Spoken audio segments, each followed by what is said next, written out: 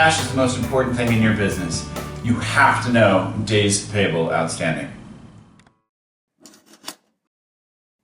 Okay, because cash has got to be one of the most important things in your business, you have to understand how you can increase cash. Everybody knows that we can collect money sooner, we can get money from the bank, we can sell more, we can increase profitabilities, we can lower our costs. But did you also know that you can manipulate cash simply by using a tactic known as days payable outstanding?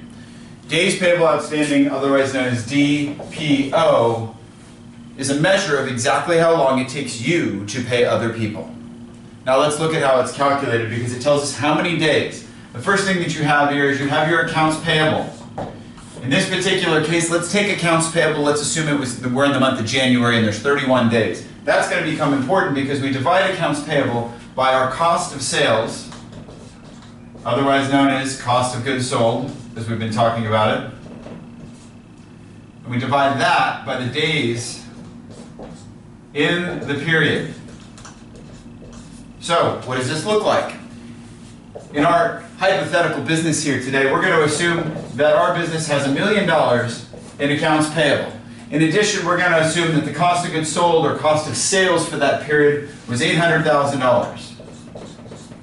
And it was January, so there were 31 days in the period. Well, 800,000 divided by 31 is 25,806. Now, 1 million divided by 25,000 equals 38. Why is that important? What number is that? That means it's taking us 38 days for us to pay our vendors. Is that good? Is that bad? I'm not sure. But what if we could stretch it by another 7 days? Got it to 45 days. Well, 7 days is roughly 20% of 38.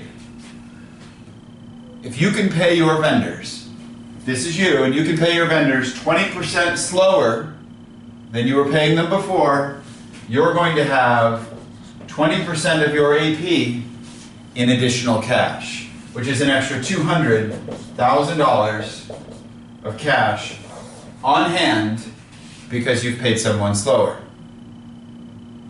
It's an incredibly important tool because remember, everyone out there as business owners, the number one reason given for business failure was a lack of cash.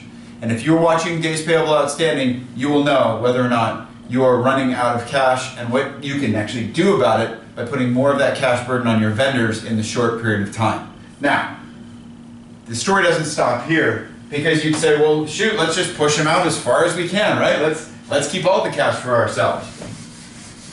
And although that's a relatively simple answer, unfortunately, it can get you into a lot of trouble. Because if you look at this as a graph, this is the benefit of days payable outstanding. Now, if this is 0 days, and this is 100 days, this is bad, and this is bad. Bad here, and you're bad here. Where are you good? You're good somewhere in here between, say, 20 days and 75 days. This is your good area. Why? Because if you're paying people too quickly, you're wasting cash. You're not getting the interest on it, you're not getting the opportunities from it, you're absolutely spending cash you don't need to spend. If you're paying people too late, it's equally as bad because now you're upsetting vendors. Maybe you're getting a bad reputation. Maybe you're actually hurting your credit score, which could hurt your ability to borrow and grow your business in the future. So somewhere in here is the good, but remember, a 7-day move, a 20% move. In some people's cases, if you were at 20, it would only be a 4-day move. Little moves can have a big, big impact on your business and your cash flow. DPO, you got to track it because it'll help you improve and increase the overall cash flow in your business.